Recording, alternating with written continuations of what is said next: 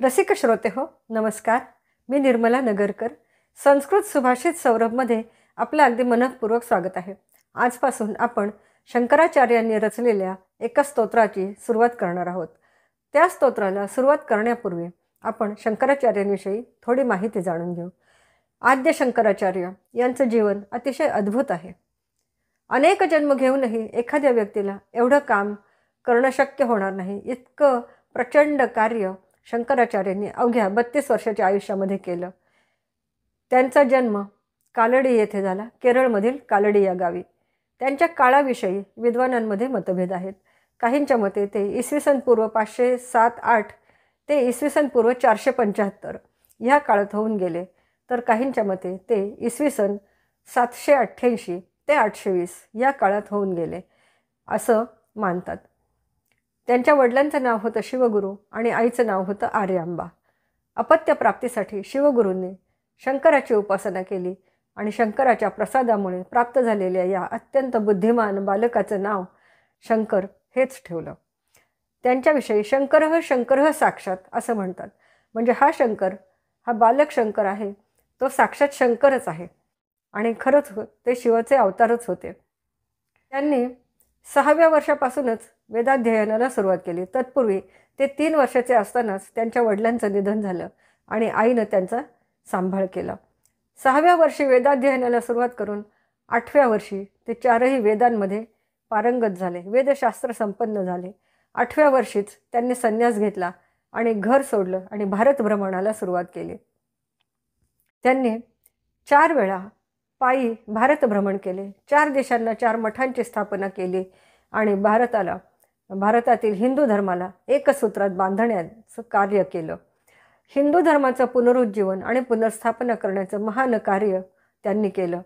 भारत भ्रमण करत असताना विविध विद्वानांशी शास्त्रार्थ केला. अनेक पंडितांचा वादविवाद करून पराभव केला आणि स्वतःच सर्व मतांचं त्यांनी खंडन केलं आणि स्वतःचा अद्वैत वेदांताचा सिद्धांत प्रस्थापित केला. आता भारतीय तत्त्वज्ञान म्हणजे अद्वैत वेदांत हेच प्रस्थापित आहे. ब्रह्मसत्यम जगन्मिथ्या हे त्यांच्या अद्वैत वेदांताचं सार आहे. त्यांनी अनेक भाष्य ग्रंथ लिहिले, विपुल लेखन केलं. बादरायण, वेदव्यासांच्या ब्रह्मसूत्र, भगवद्गीता आणि उपनिषद या तिघांना प्रस्थानत्रयी असं म्हणतात. या प्रस्थानत्रयीवर त्यांनी भाष्य लिहिली आहेत. ब्रह्मसूत्रावरील त्यांचं भाष्य शांकर भाष्य या नावाने प्रसिद्ध आहे. ईश, केन, कठ, मुंड, मांडुक्य, प्रश्न, तैत्तिरीय, ऐतरेय, छांदोग्य, बृहदारण्यक या प्रमुख 10 उपनिषदांवरही त्यांनी भाष्य केलेलं आहे. भगवद्गीतेवर भाष्य केलेलं आहे. भाष्यग्रंथ अनेक आहेत. अनेक प्रकारची स्तोत्र त्यांनी रचलेली आहेत. त्यांनी शैव आणि वैष्णव यांच्यामधील वाद मिटवला.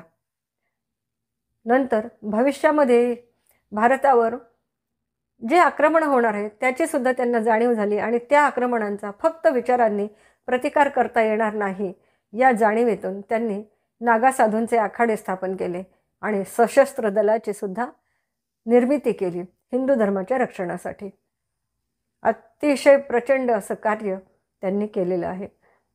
त्यांच्याविषयी एक श्लोक आहे. 8 वर्षे चतुर्वेदी, 12 सर्वशास्त्रविद, 16 कृतवान भाष्यम, 32 मुनिरभ्यगात.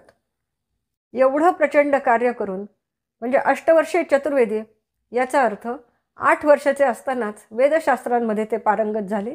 12 सर्वशास्त्रविद, 12 वर्षाचे असताना सर्व शास्त्रांमध्ये ते पारंगत झाले.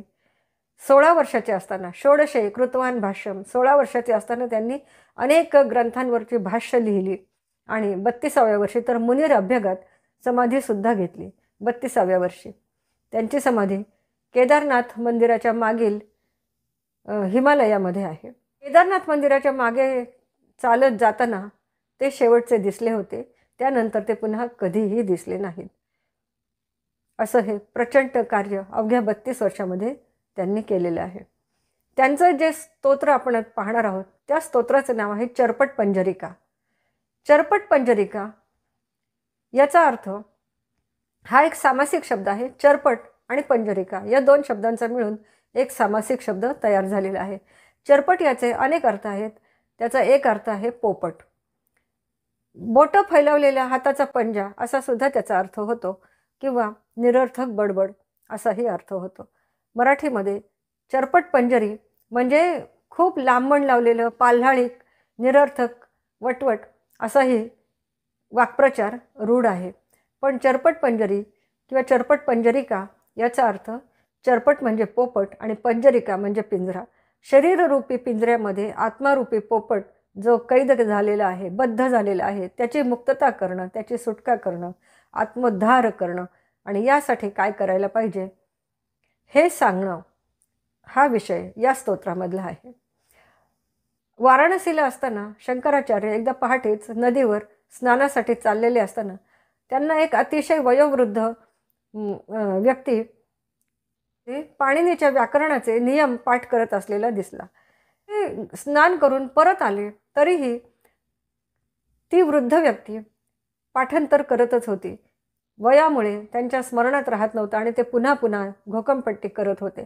ते पाहून आचार्यांचं मन करुणेनं भरून आलं आणि त्यांनी त्या वृद्धाला उपदेश केला की जी गोष्ट बालवयात करायची ती आता मरण जवळ आलेलं असताना ह्या वयामध्ये करण्यात काय अर्थ. त्याऐवजी ह्या वयामध्ये तुम्ही त्या गोविंदाचं, त्या श्रीकृष्णाचं जो ज्ञान आणि प्रकाश यांचं प्रतीक आहे त्या श्रीकृष्णाचं तुम्ही ध्यान करा. तरच आत्म्याचा उद्धार होईल, आत्म्याला गती मिळेल, या जन्ममरणाच्या फेऱ्यातून मुक्तता होईल आणि ब्रह्मतत्वामध्ये लीन व्हाल. असा उपदेश त्या वृद्ध व्यक्तीला जरी केलेला असला तरी हा उपदेश आपल्या सर्व मानवांसाठीच आहे. असं हे चरपट पंजरिका स्तोत्र. त्यातला पहिला श्लोक आपण पाहू. दिनमपि रजनी सायं प्रातः शिशिर वसंत पुनरायात कालः क्रीडति गच्छति आयुः तदपि न मुंचति आशा वायुः.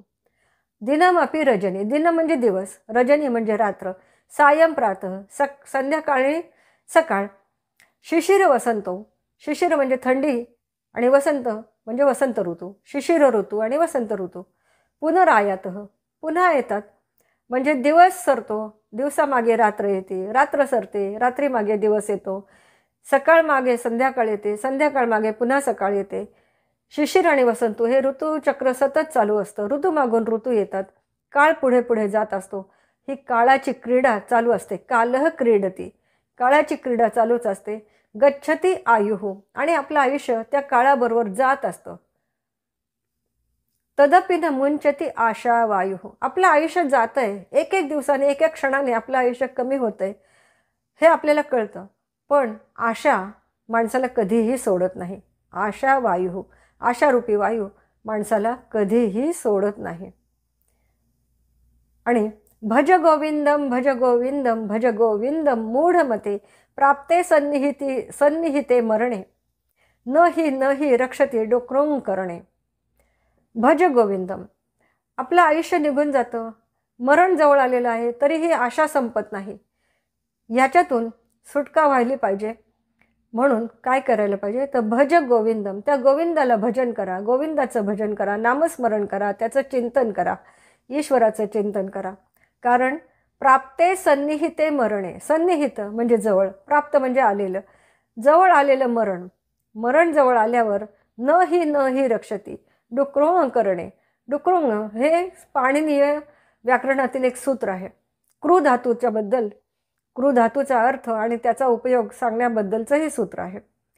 तर असं मरण जवळ आल्यावर हे व्याकरणाचे नियम पाठ करणं हे काही तुमचं रक्षण करणार नाही. त्यामुळं हे सगळं सोडा आणि त्या गोविंदाला भजा, असं या पहिल्या श्लोकात सांगितलेलं आहे. भज गोविंदम हे या स्तोत्रातील ध्रुपद आहे. प्रत्येक श्लोकानंतर हे ध्रुपद आहेच. पुढचा श्लोक असा आहे. अग्रे वंधीहि पृष्ठे भानु रात्रौ चिबुक समर्पित जानुः करतल भिक्षा तरुतल वासस्तदपि न मुंचति आशा पाशः. भज गोविंदम भज गोविंदम भज गोविंदम मूढमते प्राप्ते सन्निहिते मरणे न हि रक्षति डुक्रों करणे.